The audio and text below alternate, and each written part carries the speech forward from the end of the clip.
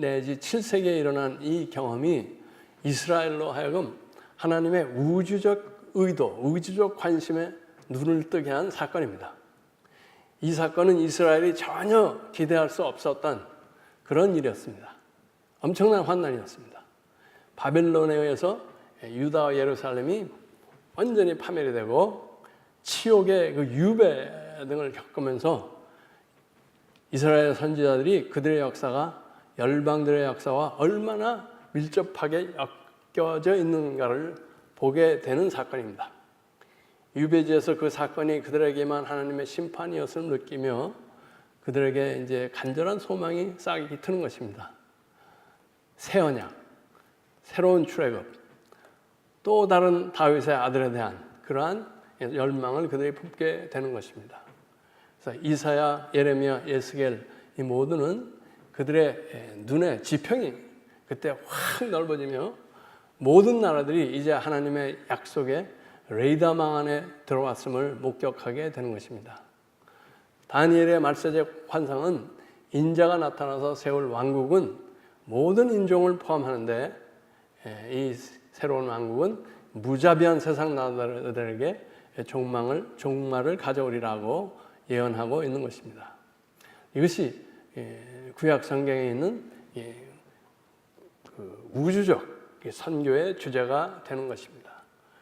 그 다음에 또 구약 성경에서 우리가 보는 것이 구원과 해방의 주제입니다. 이스라엘의 구속자 야훼라는 것이죠. 근데 이스라엘과 열방을 함께 구출하고 구원하는 하나님의 역사는 이 우주적인 주제와 깊은 연관성을 가진다는 것입니다. 온 지구적 하나님 야훼는 종되었던 이스라엘을 강하게 내뻗은 팔로 애굽에서 구출함으로써 이스라엘에 대한 그의 사랑을 드러내고 자신의 언약을 지켰습니다. 이것이 이스라엘 신앙의 기본이 되는 것이죠. 이스라엘의 10계명 중에 제1계명을 이해하는 데 중요한 사건입니다. 우리를 구하시고 자유하신 이 하나님, 이분만이 우리의 하나님이시다. 네 앞에 다른 신을 두지 말지어다 하는 것이죠. 이 신앙이 이스라엘을 많은 나라 중 하나에서 택함받은 공동체로, 존재 자체가 하나님의 구원의 은혜로 이제 깨닫게 되고 이 하나님을 시편으로 또 기도로 감사로 찬양을 돌리는 그러한 민족으로 변하게 하는 것입니다. 열왕의 구속자 야훼, 그 이스라엘의 선지자들은 점진적으로 하나님의 구속의 역사에 이스라엘만이 참여하는 것이 아니고 전 세계 열방에게도 그 자유케 하는 주권을 사용한다는 것을 알게 되어 간다는 것입니다. 선지자들이 이 주제를 발전시켜 나가는 것을 하나님께서 그렇게 이어나가는 것을 백성들에게 자꾸 지적해 줍니다. 이스라엘의 구출 후 바벨론에서 유배해서 돌아온 후에 다른 나라도 하나님의 성산 시온으로 순례가는 것을 기록하고 있습니다. 선지자들이 다른 나라의 백성들이 예루살렘으로 귀환하고 거기서 이스라엘의 하나님이 만민의 하나님으로 나타난다고 예언서에서들 그리고 있습니다. 이사야서 2장 2절 3절 같은 데 보면 말일에 여호와의 전에 산이 모든 산 꼭대기에 굳게 설 것이요 모든 산 위에 뛰어나리니 만방이 그리로 모여들 것이라. 많은 백성이 가며 이르기를 오라 우리가 여호와의 산에 오르며 야곱의 하나님의 전에 이르자. 그가 그의 길을 우리에게 가르치실 것이라. 우리가 그 길로 행하리라 하리니 이는 율법이 시온에서부터 나올 것이요 여호와의 말씀이 예루살렘에서부터 나올 것임이라. 그 다음에 또 미가서에서도 그 비슷한 얘기가 나옵니다. 곧 많은 이방 사람들이 가며 이르기를 오라 우리가 여호와의 산에 올라가서 야곱의 하나님의 전에 이르자. 그가 그의 도를 가지고 우리에게 가르치실 것이니라. 또 예레미야서 3장에도 그때 예루살렘이 그들에게 여호와의 보조라 일컬음이 되며 모든 나라 백성이 그리로 모이리니. 또 이사야서 25장에도 만군의 여호와께서 이 산에서 만민을 위하여 기름진 것과 오래 저장하였던 포도주를 연회를 베푸시리니 하는 말이 나옵니다. 그리고 또 시편에도 여러 시편이 그런 내용을 이야기하는데 예를 들면 87편 3절 5절 하나님이여 하나님의 성이여 너를 가리켜 영광스럽다 말하는도다. 나는 라합과 바벨론이 나를 아는 자 중에 있다 말하리라. 것입니다. 보라 블레셋과 두로와 구스여 이것들도 거기서 났다 하리로다. 블레셋 그 이스라엘의 적이었죠. 또 두로도 마찬가지고 구스는 그 에집트를 에디오피아인가 그렇죠. 이것들도 다 여러 하나님의 성에 포함이 되게 된다는 얘기입니다. 그래서 시편에서도 이 예루살렘을 에큐메니컬 도성으로 각종 나라의 사람들이 그 주민이 되는 그러한 도성이 될 것이다라고 예언을 하고 있는 것입니다.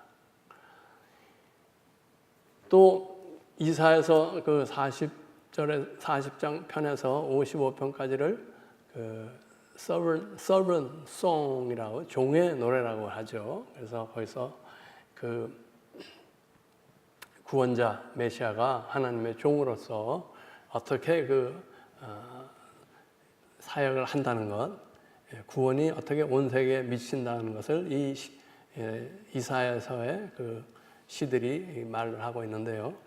그 이사야 49장 6절에 보면 그가 이르시되 네가 나의 종이 되어 야곱의 지파들을 일으키며 이스라엘 중에 보존된 자를 돌아오게 할 것은 매우 쉬운 일이라.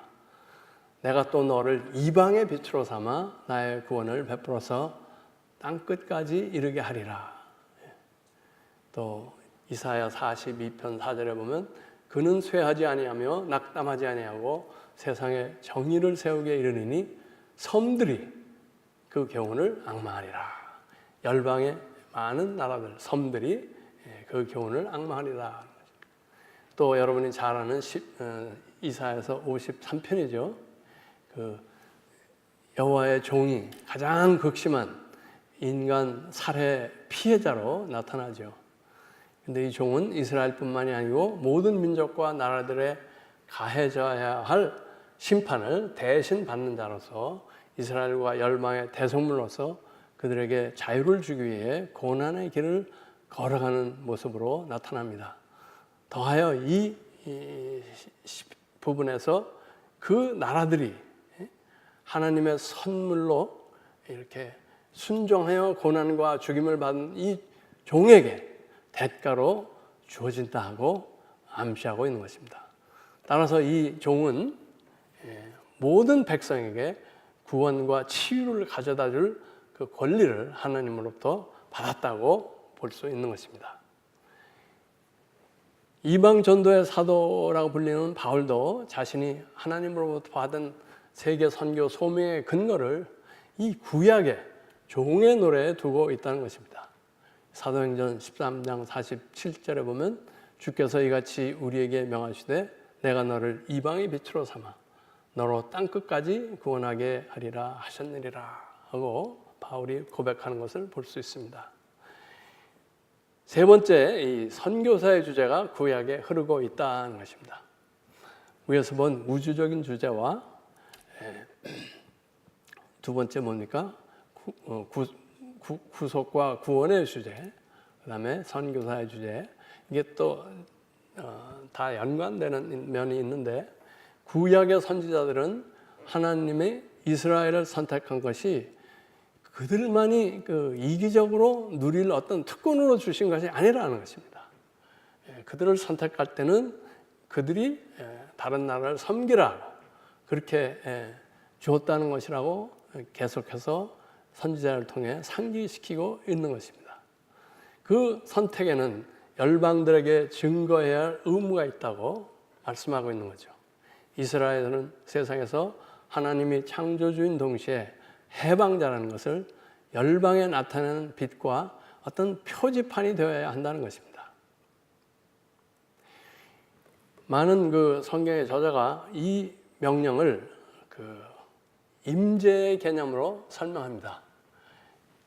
다시 말하면 하나님의 자비와 정의의 특별한 수혜자로서 이제는 열방 가운데서 하나님의 택한 백성으로서 그들에게 하나님의 은혜와 자비와 정의와 해방의 권세를 보여주며 살려는, 그냥 너희끼리 그냥 잘 살라는 그런 수동적인 선교의 의미라고 이렇게 말하는 저자들도 상당수가 있습니다. 그런데 보다 바른 해석은 출애굽이나 신명기의 그 전승에 나타나는 그 민족이라는 개념과 종교적인 공동체의 개념이 구분되어 쓰여진 것을 우리가 주목해야 한다는 것이죠. 히브리어로 암 그러면 백성, 민족 뭐 이런 의미고, 카핫 그러면은 이건 이제 종교적인 신앙 공동체라는 의미로 쓰이는데, 그 광야 그 40년 생활부터 그 이스라엘의 암은 아니지만은 카핫에 속한 이방인들이 있었다는 것입니다. 여호와의 위대한 역사를 듣고 그들에게 들어온 것이죠. 들어온 이방인들이죠. 그들도 이스라엘의 예배에 동참했다고 기록이 있습니다. 그 이후에도 상당한 숫자의 이방인들이 이스라엘 백성의 말과 그 행동의 증거로 인해서 자신들에게 자비를 베푼 살아계신 하나님을 믿고 섬기라고 자신들의 원 본향을 떠나서 이스라엘의 이 카핫 신앙 공동체에 들어온 사람들이 많다는 것이죠.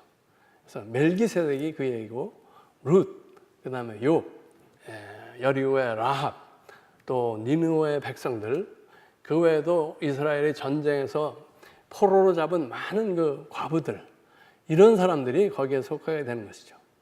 그들을 통해서 이스라엘 사람들은 그 이스라엘 국가 밖에 많은 지평을 보게 되고, 선교사적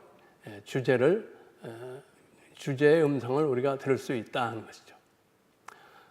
또 이스라엘의 지혜서가 있지 않습니까? 자문이니 이런 것을 지혜서라고 그러는데, 그 내용과 형식에서 그리스와 이집트의 문화와 매우 유사하다고 학자들이 말하고 있습니다. 이것은 무엇을 의미하냐면, 유다가 그들의 문학 내지 언어를 통해서 자신들의 믿음을 다른 나라에 전했다는 증거가 되는 것입니다. 그리고 마지막으로 디아스포라, 유대인 그 커뮤니티를 우리가 잊어서는 안 됩니다. 그 바벨론 그 포로로 갈 때부터 이제 이스라엘 유대인들이 세계 각국으로 흩어졌죠. 디아스포라라고 그러죠. 근데 그 있는 곳에서 그 사람들이 상당히 적극적으로 전도를 했다는 것입니다. 그래서 이방인이지만 완전히 그 유대교로 이렇게 그 할례까지 해서 들어오는 사람들도 있고, 또 할례까지는 안 하지만 그 하나님을 경외하는 자라고 번역되죠. God fearer, 그런 사람으로도 그 유대교로 들어오는 사람들이 많았다. 그래서 여러분들 그 가끔 유대인을 만나면은 분명히 중국 사람인데 자기가 유대인이다 그래. 그러니까 중국에 들어간 유대인들이 현재 중국인을 유대교로 이렇게 전도한 그런 사람들입니다. 또 러시안 주라고 그러죠. 분명히 러시아 사람인데 자기는 주다 그래요. 디아스포라 유대인에 의해서 전도된 사람들을 얘기하는 것입니다. 그래서 이 유대교인들이 이렇게 아주 수동적으로 자기들만 모여서 어떤 그 소극적인 전도를 한 것만은 아니다 하는 것이죠. 마지막으로 이 대적자의 주제가 있습니다. 이 우주적인 주제, 또 구원의 주제, 그 다음에 선교사의 주제, 이제 마지막으로 대적자의 주제인데, 이 주제도 이 주제들과 상당히 밀접하게 관련이 있는 건데, 하나님의 그 은혜롭고 자유케 하는 권세에 대적하는 힘과 권능과의 싸움이 있다는 것입니다. 그러한 권세들과 씨름하는 그 하나님의 모습이 구약 성경에 계속 들어가 있다는 거죠. 이스라엘의 언약의 하나님 야훼가 하나님의 피조물에 대한 그 하나님의 계획을 축소시키려 하고 뒤집어 엎으려는 이 세력들과의 싸우는 이야기가 계속 나온다는 거죠.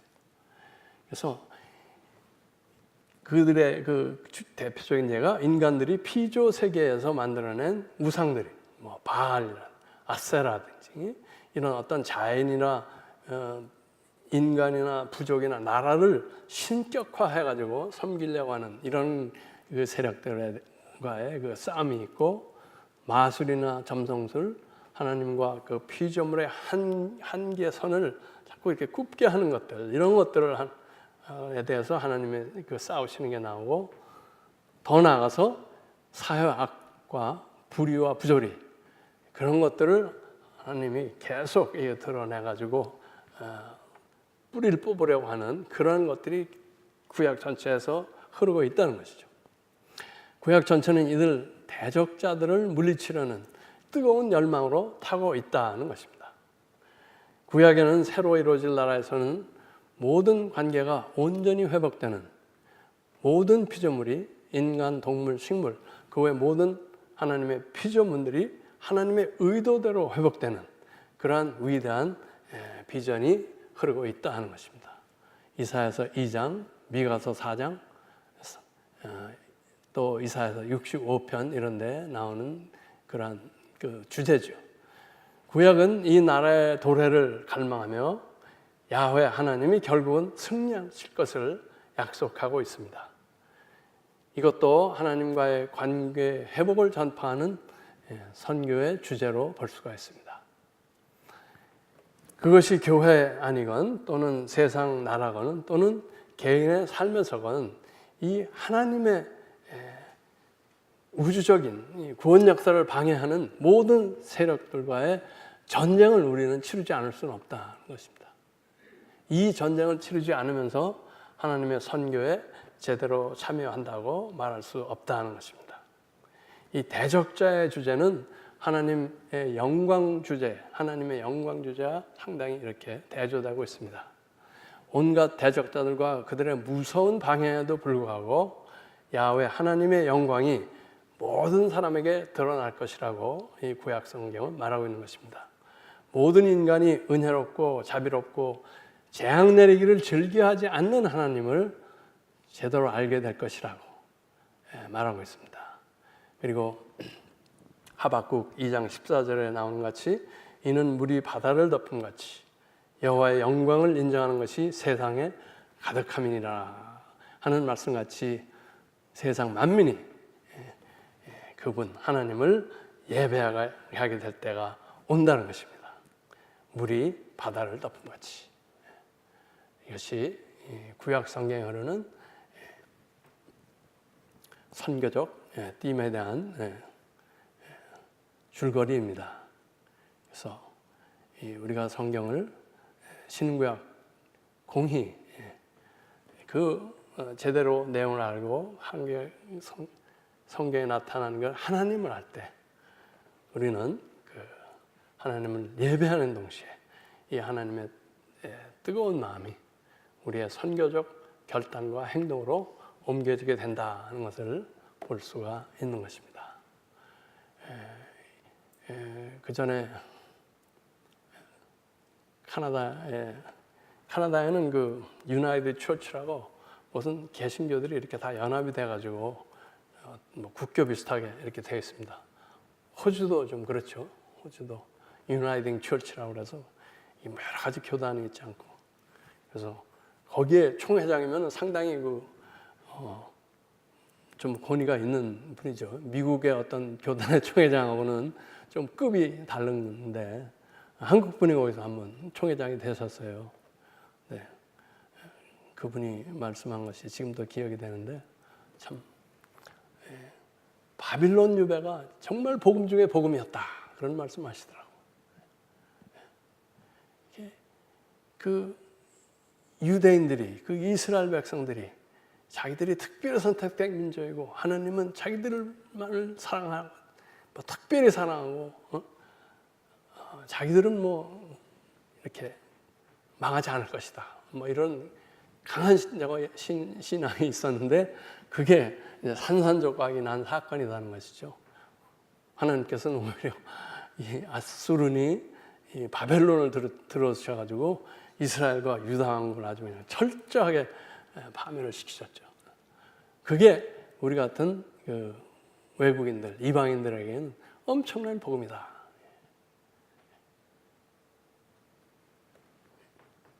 그렇지만 그것은 우리는 또 그 연장선상에 있는 거예요. 우리 하나님께서 정말 자기의 사랑하는 그 백성, 자기의 첫 아들을 그렇게 치시는데 치심까지 하며 우리들을 그 동일한 반열에 이렇게 불러주셨는데, 택해 주셨는데, 우리도 이것을 또 우리가 무슨 특별히 잘나서 이렇게 또 우리가 하나님의 특별한 사랑을 받고 우리를 이기적으로 이거를 누리자, 이렇게 우리만 끼리끼리 잘 살자 이런 식으로 또 하면은 비슷한 하나님의 심판이 우리에게 임한다는 얘기입니다. 우리를 그렇게 귀한 자리에 택하여 주셨다는 것은 동시에 우리에게 다른 사람, 다른 나라, 이방을 또 섬기고 그들에게 하나님을 제대로 증거하는 책임이 주어진다는 것입니다. 그래서 성경은 그것을 우리에게 계속 기억시켜주고 또 이렇게 경고해주고 있는 것입니다. 그래서 우리가 이 성경에 흐르는 그 선교적 주제, 이것을 우리의 삶에 좀 더 적용해 나가는 그러한 여러분과 제가 될 수 있기를 축원합니다. 기도하겠습니다.